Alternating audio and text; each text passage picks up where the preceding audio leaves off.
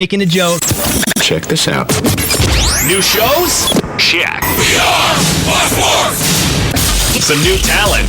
Check. Let's welcome the guys. Let's get it going. Arnie Spanier. Unbelievable. TJ Reeves. This is what you get. Your weekends are on fire. Because that's how exotic it is. We are LifeSouth.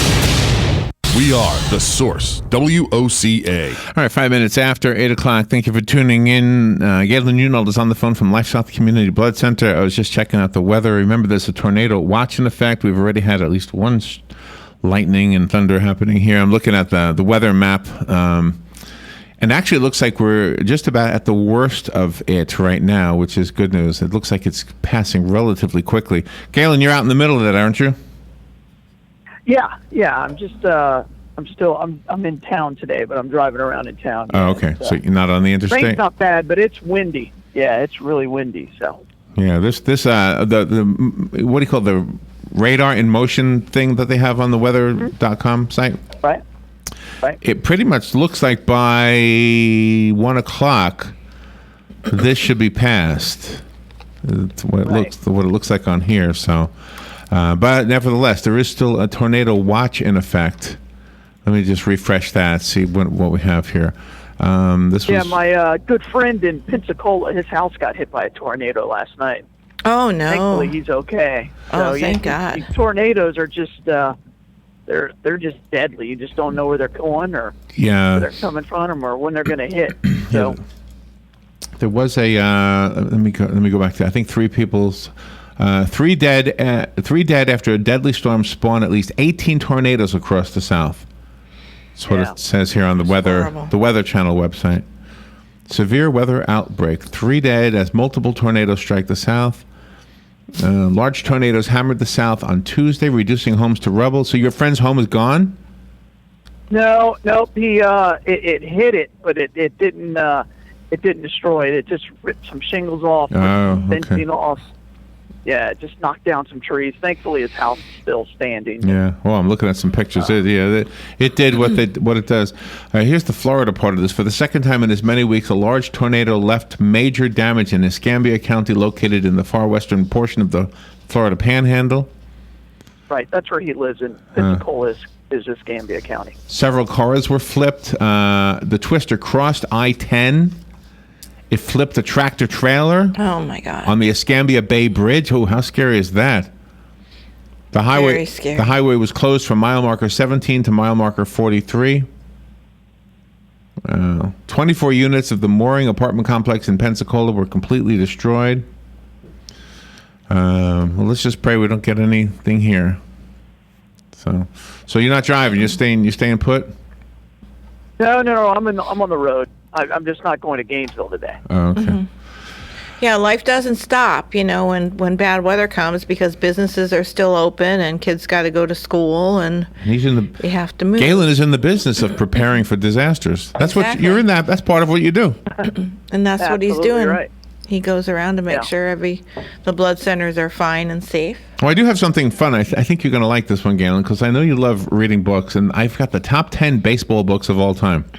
Nice. Oh, okay. Some of them are old. One just came out. One's a brand new book, and so it's on the list. And I don't know how they decided which was which, but I'll tell you that in just a bit to kind of take your mind off the storm. Galen, what's the state of the blood supply right now? We just need more blood. That's really where we're at. We need all types, and we're just struggling to catch up. The storm hit the South, as you said, and we're still not sure if all of our blood centers are going to be able to open today. Kind of got to get a report today at about 9 o'clock. We'll find out, which is 8 o'clock in Alabama. So we'll get more of an update. But just give the gift of life and donate blood, because days like today, you never know when you're going to need it and who's going to need it within our community. So yeah. Do people show up just to get out of the rain, or just? I mean, no, it's the other way around, right? Occasionally, yeah. Well, it usually hurts us. It doesn't usually help us. Oh, really? I'll put it that way. Yeah. Thank the folks at Penn Flooring for that important announcement. Also, the folks at Palm Garden. Let me tell you about both of those companies. Penn Flooring provides quality customer service. They have beautiful flooring. Remember, if you want new carpet, you want to rip up the carpet. We've never talked about it. They probably can help you rip out the old carpet, right? Isn't that part I of would what they think do? so. Yep, they take care of that. Yeah, so if you got an old one, they'll pull it out, put a new one in, and you will be happy. Just imagine yourself standing up. I need this. I need this. I told myself I wasn't going to do anything with my floor until after my dog died, because the dog, as she got older, was, she had accidents. She had lots of accidents, put it that way. It's embarrassing, but it was the truth. I didn't want to put her down until it was really, really time. And, exactly. It became time. So anyway, now I have this carpet that needs to be replaced. There's not a whole lot you can do about cleaning. But anyway, Penn Flooring could help me. They have a showroom over at 1201 Southwest 17th Street, just over the McKay-Williams Bridge. We'll let you decide which direction it is from the bridge. But it is just west of Pine Avenue on 17th. No, you and Galen won that one. You and Galen won it. I conceded. And Palm Garden also is to be thanked for this segment, because they sponsor it also, and they've got a beautiful facility we want you to know about. Go check it out for yourself. It takes a little time. Drive over there and say, hey, I'd like to take a tour. They won't mind if you pop in on them. You'll find out why people choose Palm Garden for their place of their loved ones, for long-term care, for skilled nursing care, for respite care, for rehabilitation, all of the above, and you'll like the activities program as well, because sometimes it includes Robin and I. Sometimes. Alice is a nice activities director. All right, ready for the top 10 baseball books? Ones. Yeah, let's do it. I'm wondering how many of these you've read. And I'm wondering how many of these have been made into movies. Okay. Number 10 is called 8 Men Out. The Black Sox in the 1919 World Series. Have you read this, or do you know about it? Yeah, I actually did read the book, and I saw the movie as well, and it's a great look at. There's a little bit of a fiction in there. It's not necessarily straight facts all the time, but it's a good story about the Black Sox scandal. So, do the Black Sox still exist? Well, they're the White Sox. They were the White Sox then. They called them the Black Sox because they were dirty. Oh, okay. It's written by Elliot Asinoff, Asinoff, if you're looking it up. He reconstructed the sordid tale of bargains between shoeless Joe Jackson, the other 7 players of the Chicago Black Sox who were banned from baseball, and the bookies. So it wasn't actually called the Black Sox? No, it was the Black Sox scandal, but it involved the White Sox. Okay. I'm confused. When Sox get dirty. What's confusing? Well, because the name of the team was the White Sox. The Chicago White Sox? Right? Yes. Okay. Well, I wouldn't know. But they called it the Black Sox scandal because it was dirty. Okay. So. Number 9 is The Natural. Is this the one they made into a movie? Yeah. Absolutely, yeah. Okay. Robert Redford. Yeah. Okay. When I read the little synopsis, it didn't sound like the movie, because I have seen this movie. It's written by Bernard Malamud. Did you read the book or just see the movie? I did. I read the book. Okay, The Natural was written in 1952. Did you know that? I read it after the movie. I watched the movie and then I read the book. And it's different, right? The ending's a little different. There's more of a love story in the movie than there was in the book itself. Glenn Close's role was not that prominent.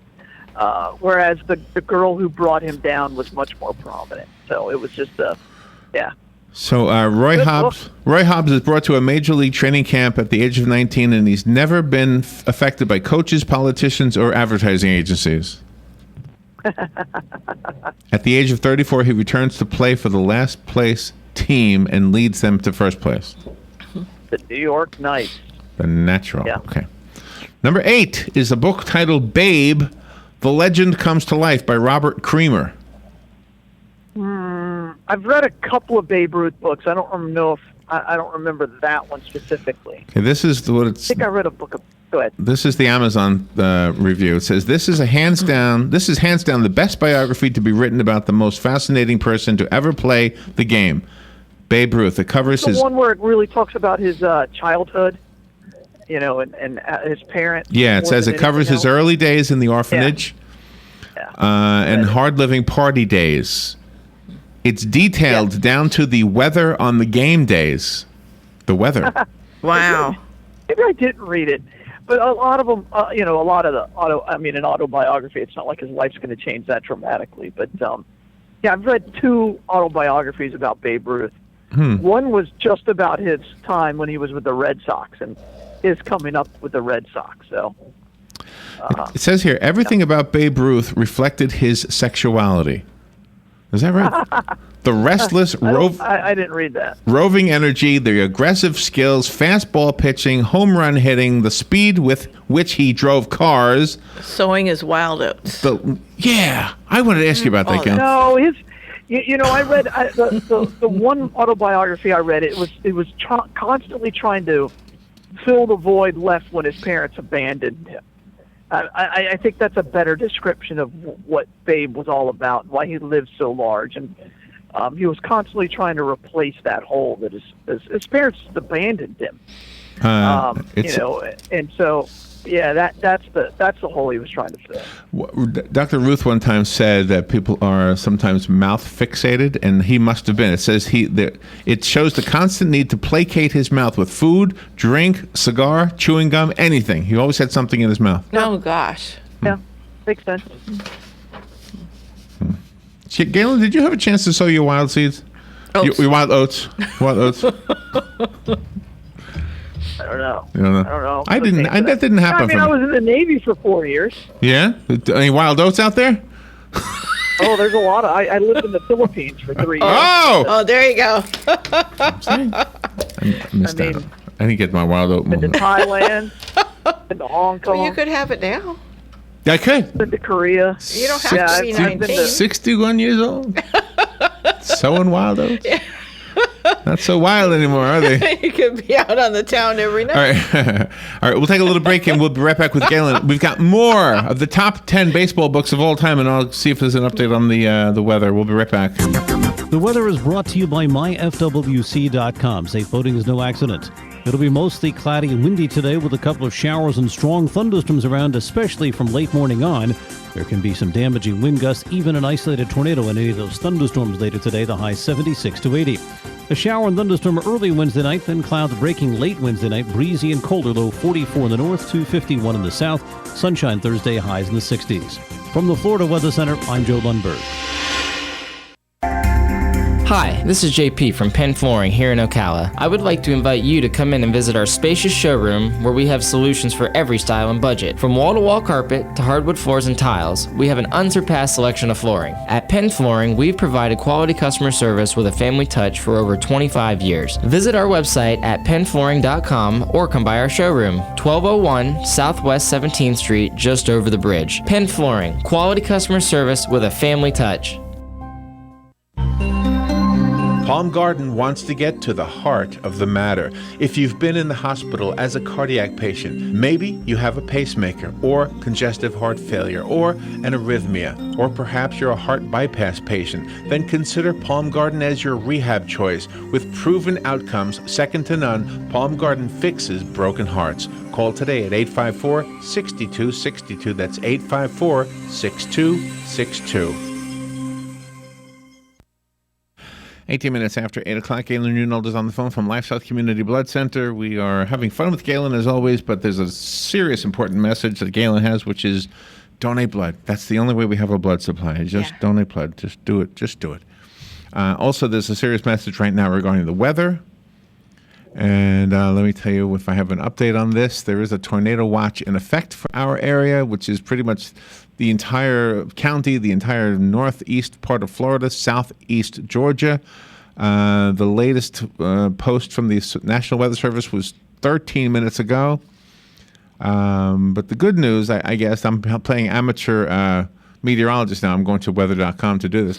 So if I'm going to tell you what I'm looking at on the weather in motion map on weather.com, it looks like we should be through this, what I say, by 1 o'clock? Yeah. Okay. Yeah, but by 10, the warning is the tornado watch is up supposed at 1, Yeah. at 10, yeah, Okay. thank you.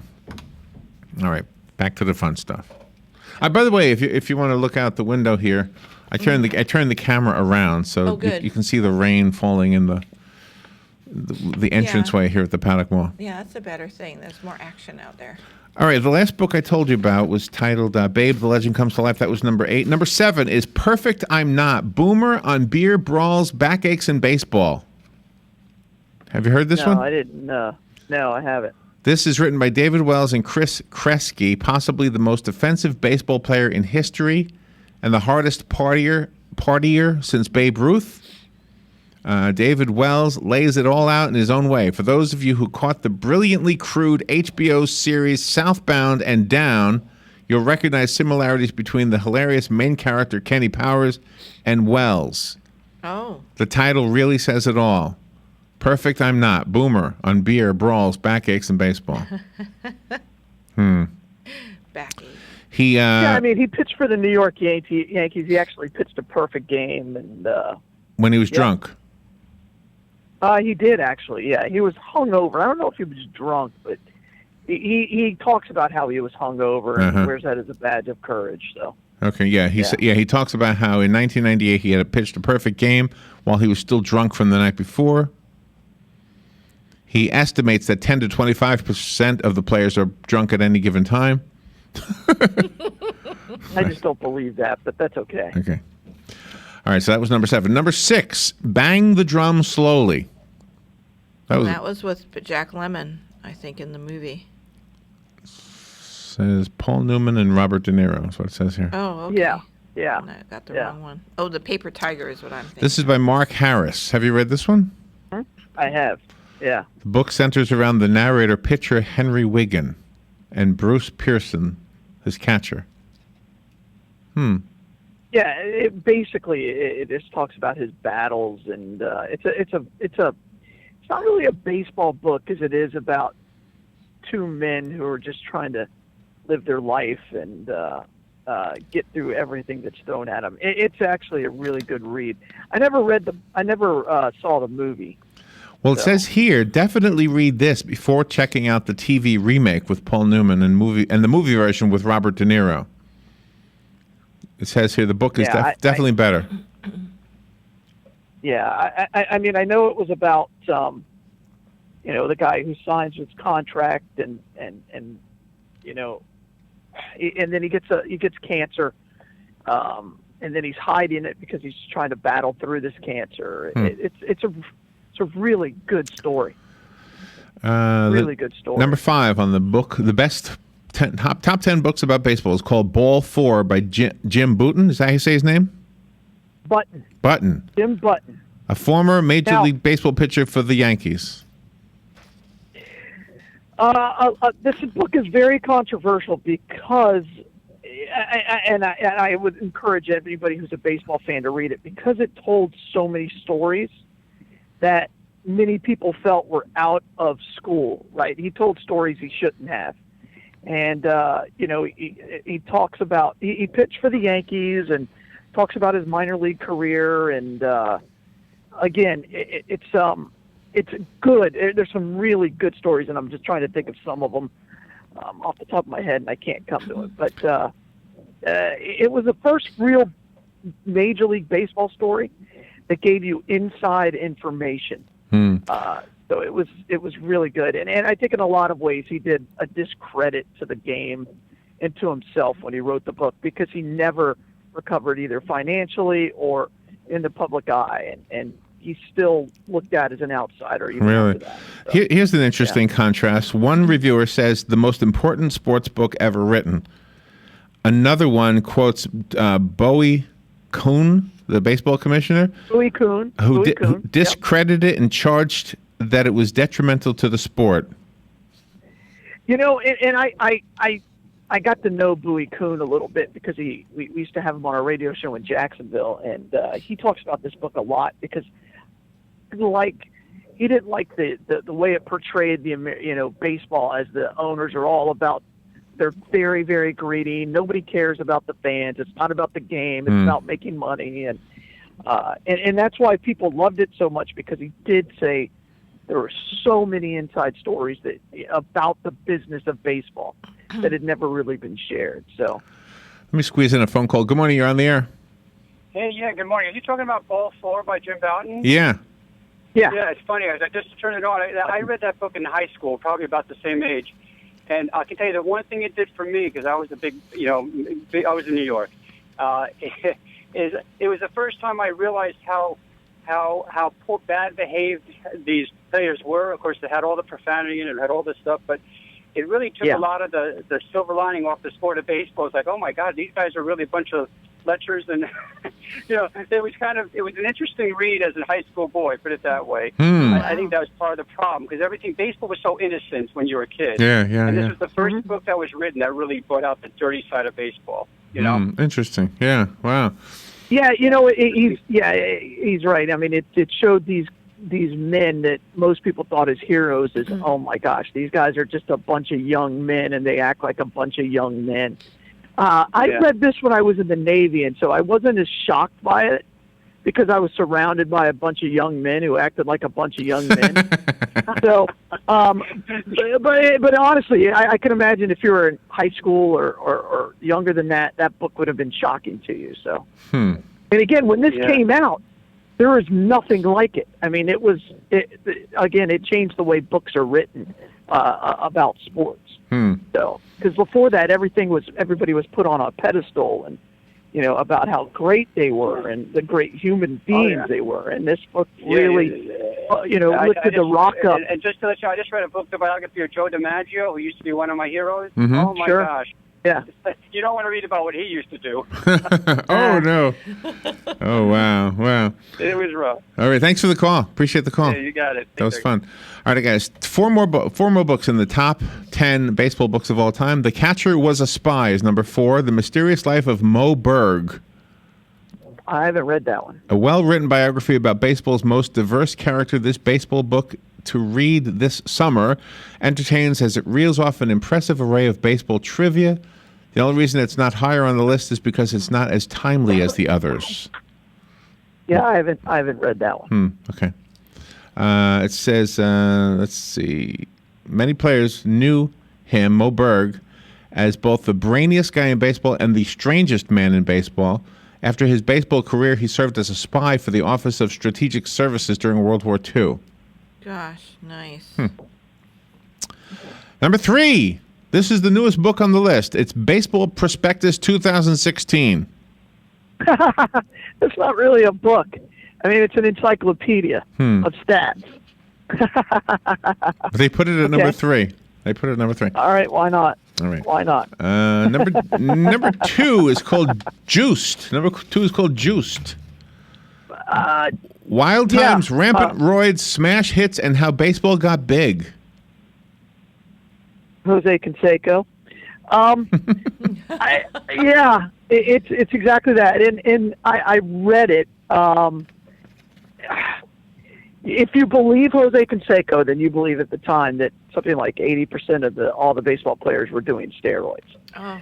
So if you don't, then you believe that Jose Canseco is a money-grabbing exploitation guy. So it all depends on if you believe him or not. All right, the number 1 book. I'm surprised that's that high. I mean, there's a lot better books than that, but okay. Really? I mean, it wasn't very well written, but at the time, it changed baseball. There's no the reason the drug testing policy is the way it is. The reason steroids are the issue that it is today in baseball is because of that book, and because of the huge microscope that it put every baseball player under, because the stats are so important in baseball. And, Babe Ruth, home run record before Hank Aaron beat it. And now that Barry Bonds beat the single season record and the home run king, and how most people believe that those are tainted because he did steroids. And, 406 for Ted Williams and 56 games in a row for DiMaggio. All those are so important to baseball. And so when somebody cheats like that, people get really upset about it, and the purist and even the casual fan. It's hard to look at the 90s, at the game of baseball in the 90s and say, oh, that was good. Because it really, really wasn't. Now that all right, we have less than a minute. The number 1 book on this list is Moneyball: The Art of Winning an Unfair Game by Michael Lewis. Moneyball. Where's the Boys of Summer? Not on here. That's a disgrace. So, I mean, Moneyball, good book. It was an okay movie.